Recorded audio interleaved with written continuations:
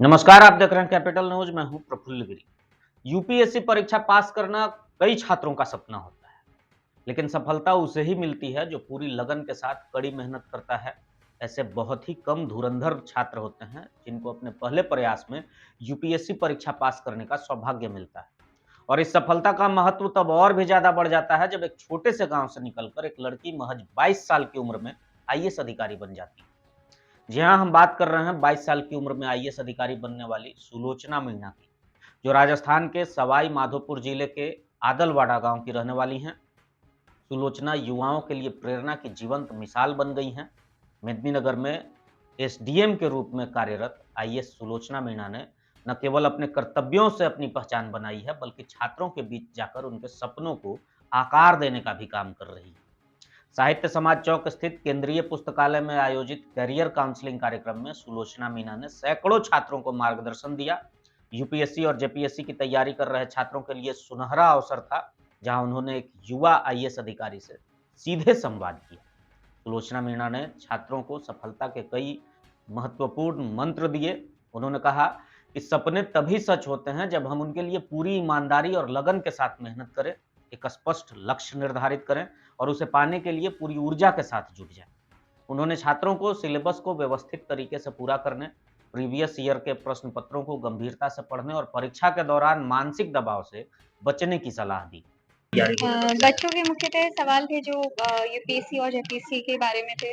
उसकी प्रिपरेशन कैसे करनी है, प्रीलिम्स के लिए, मेंस के लिए आंसर राइटिंग का क्या रहेगा, सिलेबस मेनली क्या होता है, कैसे कंसिस्टेंसी मेंटेन करके रखनी है, फोकस्ड रहना है। और इंटरेक्शन करके बहुत अच्छा लगा। बच्चे काफी मेहनती हैं, सब काफी जुझारू रूप से तैयारी कर रहे हैं और सब अपने एग्जाम्स के बारे में सीरियस हैं।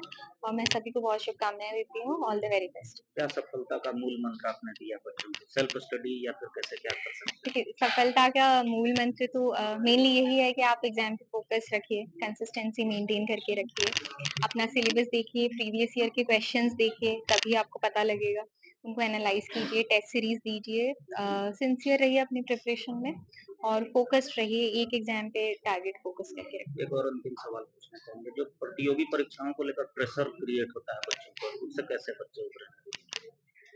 अब देखिए, एग्जाम क्लियर करना है तो प्रेशर तो थोड़ा आएगा ही। अब उससे कंप्लीटली तो क्या कैसे ही उभर पाएंगे जब सभी इस दौर से गुजरे हैं। आपको बस क्लियर रहना है कि मुझे इतना पढ़ना है। मंथली शेड्यूल बना के रखिए अपना, फिर वीकली में वीक का पूरा स्केड्यूल बना लीजिए कि मुझे इतना पढ़ना है और उसको कवर करते जाइए। उसके प्रेशर में आने की जरूरत नहीं है और किसी के आपके कम ज्यादा मार्क्स आते हैं उसको इतना दिल पे लेने की जरूरत नहीं है। कई कई सारे हमारे टॉपर्स हैं, आप और लोगों की लाइफ से उन्हें सीखना चाहिए जो 4 अटेम्प्ट 5 अटेम्प्ट के बाद भी लोग बहुत अच्छी रैंक लाते हैं, बहुत अच्छे ऑफिसर्स बनते हैं। और कोई एक एग्जाम ही आपका एंड नहीं है लाइफ का। लाइफ में बहुत और एग्जाम्स हैं। एग्जाम्स के अलावा और भी बहुत लाइफ में बहुत ऑप्शंस है, करियर ऑप्शंस बहुत हैं जो आप चूज कर सकते हैं। कार्यक्रम के दौरान छात्रों ने अपने मन में उठ रहे कई सवाल आईएएस सुलोचना मीणा के सामने रखे। किसी ने पढ़ाई में निरंतरता बनाए रखने का तरीका पूछा, तो किसी ने कठिन परिस्थितियों में सकारात्मक रहने का मार्गदर्शन मांगा, तो किसी ने सोशल मीडिया से कैसे दूर रहें ये भी पूछ लिया।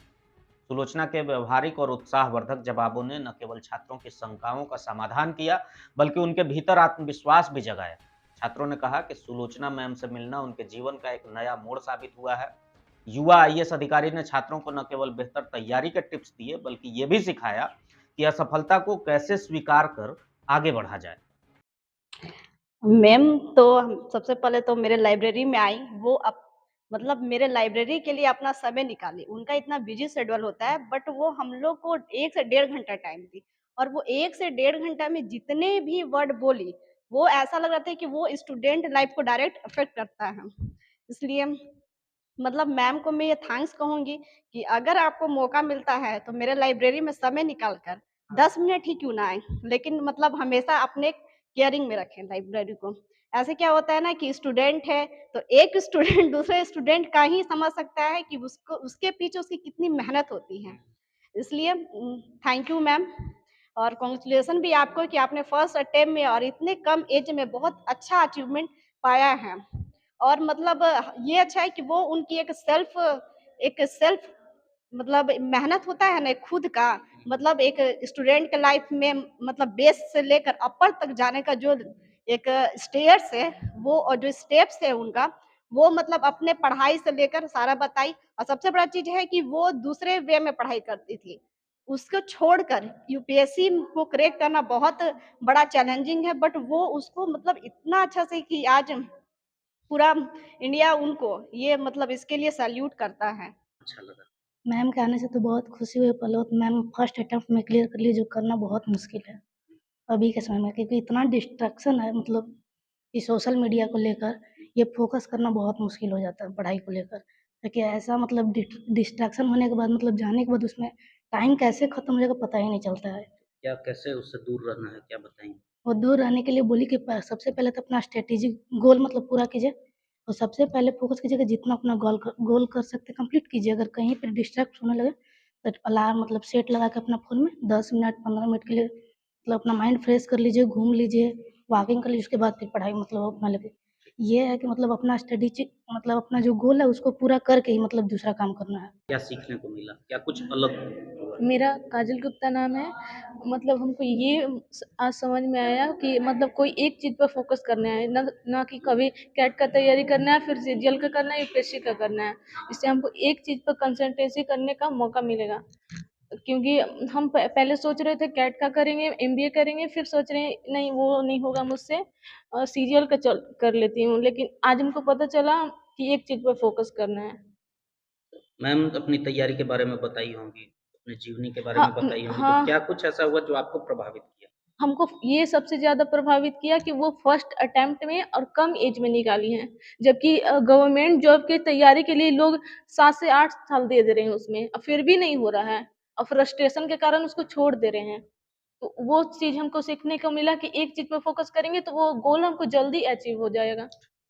ये जो नया पहल की है, नए तरीके से कि एक यंगस्टर अधिकारी को बुलाना और मोटिवेशन दिलाना, ये कितना कारगर रहा आप लोगों के जीवन में, इसका कितना प्रभाव? फर्स्ट ऑफ ऑल मेरा नाम प्रियंका कुमारी है, और इसके मैम को बुलाने के लिए मैं अपने लाइब्रेरियन को थैंक्स बोलती हूँ। अ, इससे ना अगर कोई लाइव आते हैं कोई अधिकारी लोग, तो हम लोग को बहुत ज़्यादा मोटिवेशन मिलता है। जैसे कोई अभी जैसे मेंस का रिजल्ट आने वाला है, और मैं खुद मेंस लिखी हूँ, और मुझे इतना डर लग रहा है ना कि मैं कंसंट्रेट नहीं पढ़ाई पर कर पा रही हूँ। मतलब यूपीएससी एक अपने आप में है, और उसको फिर से रीस्टार्ट करना बहुत मतलब लगता है। तो फिर ये मतलब मैम से बात करने के बाद मुझे लगा कि मतलब हाँ, कर सकते हैं। अगर इस बार नहीं हुआ तो अगली बार नेक्स्ट टाइम ट्राई कर सकते हैं। तो मैं तो अपने लाइब्रेरियन से मतलब रिक्वेस्ट करूँगी कि हौसला अगर बढ़ा आप लोगों का। हाँ, हौसला बढ़ाने के लिए मतलब ऐसे-ऐसे अधिकारी को बुलाया जाए, जो कि मतलब कम एज में इतना बड़े मतलब कर मुकाम हासिल पोस्ट पर किया। की। आज का जो कार्यक्रम रहा उससे कितना संतुष्ट हो, कितना कारगर है आप लोगों के? आज के इस एक तरह से बहुत बड़ा कार्यक्रम हम लोग के लिए रहा। हम सभी स्टूडेंट्स के लिए एक बेस्ट मोटिवेटर और एक बेस्ट गाइडलाइन मिला। हम अपने लाइब्रेरियन को और मैम को बहुत-बहुत धन्यवाद देना चाहते हैं कि जो हम लोग के लिए इतना हेल्प किए और शायद और आगे भी करेंगे।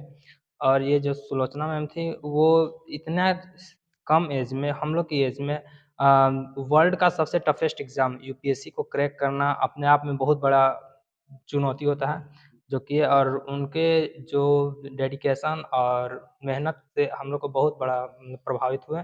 शायद हम लोग भी वो चीज़ में आगे अग्रसर करेंगे उनके दिए गए राह पर। इस सफल आयोजन के लिए छात्रों ने केंद्रीय लाइब्रेरी के लाइब्रेरियन मंजीत सिन्हा और वंदना कुमारी का आभार व्यक्त किया। छात्रों ने अनुरोध किया कि ऐसे और प्रेरणादायक व्यक्तित्वों को आमंत्रित किया जाए ताकि उन्हें वो अपने सपनों को साकार करने के लिए मार्गदर्शन मिलता रहे।